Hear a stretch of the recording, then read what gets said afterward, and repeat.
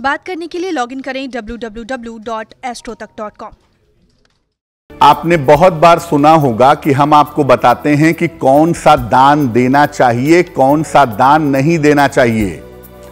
उसी तरह से उपहार के देने लेने में भी सावधानी रखनी चाहिए। उपहार होता क्या है? किसी व्यक्ति के प्रति अपना सम्मान या भावनाओं को व्यक्त करने के लिए उपहार दिया जाता है कि मैं आपका सम्मान करता हूं, मेरे इमोशंस हैं आपके प्रति, तो लोग अलग अलग चीजें उपहार में देते हैं। कभी कभी किसी व्यक्ति का सहयोग करने के लिए भी उपहार दिया जाता है। जिन लोगों की नई नई शादियां होती हैं उनको जो गिफ्ट्स दिए जाते हैं आमतौर पर डेली यूज की चीजें दी जाती हैं ताकि उनको गृहस्थी जमाने में सुविधा हो। तो किसी की सहायता करने के लिए भी उपहार दिया जाता है। देखिए, उपहार देने में हमेशा सावधानी रखनी चाहिए, क्योंकि गलत उपहार देने से संबंध खराब हो सकते हैं। उपहार का सीधा संबंध होता है आपके रिश्तों के साथ, जिससे आपका अटैचमेंट होगा, जिससे आपका जुड़ाव होगा, सामान्यतः आप उसी को उपहार देंगे। तो ऐसी स्थिति में उपहार अगर आपने गलत दे दिए या गलत व्यक्ति को दे दिए तो आपके संबंध खराब होंगे। सही उपहार अगर आप देते हैं तो इससे रिश्ते मजबूत होते हैं और स्वयं को भी लाभ होता है। उपहारों के साथ एक बड़ी महत्वपूर्ण चीज है उपहारों की पैकिंग। अलग अलग रंग के कागजों से, पेपर से हम उपहारों की पैकिंग करते हैं। उपहारों की पैकिंग भी बहुत महत्वपूर्ण होती है। खास तौर से पैकिंग पेपर का जो रंग होता है वो बहुत ज्यादा इंपॉर्टेंट होता है। तो दो चीजें महत्वपूर्ण होती हैं। एक, कैसा उपहार देना चाहिए जिससे रिश्ते बेहतर हो सके। दूसरा, उपहार किस तरीके से देना चाहिए, किस तरीके से पैक करके देना चाहिए जिससे आपको उपहार देने का भी फायदा हो और जो उपहार पा रहा है उसे पाने का भी फायदा हो। देखिए, जैसा पहले भी बताया कि उपहार से रिश्तों का बड़ा गहरा संबंध है। अगर आपने कोई ऐसी चीज उपहार में दे दी जो गलत है या जिसका तरीका सही नहीं है तो आपके रिश्ते टूटेंगे, बिखर जाएंगे।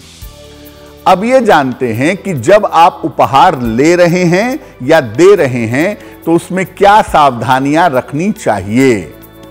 देखिए, उपहार में ऐसी चीज दीजिए सामान्यतः जो नियमित रूप से प्रयोग में आए। उपहार में नियमित प्रयोग में आने वाली वस्तु देना शुभ होता है।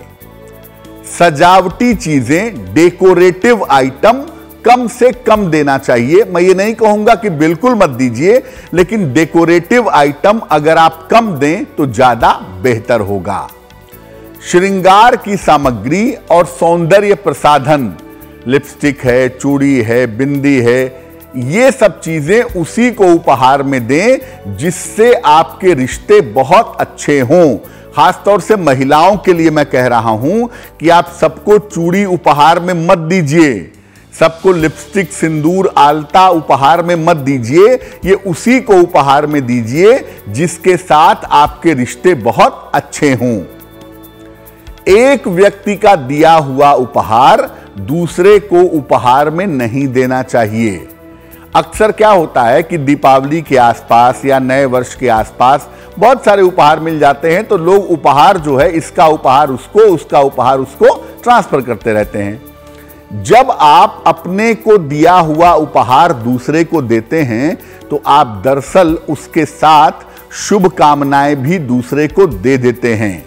जो व्यक्ति आपको उपहार दे रहा है वो बड़ी शुभ इच्छा से, बड़ी अच्छी इच्छा से आपको उपहार देता है और आप उसका मूल्य ना समझ करके वो उपहार दूसरे को दे देते हैं, जो बिल्कुल भी उचित नहीं है।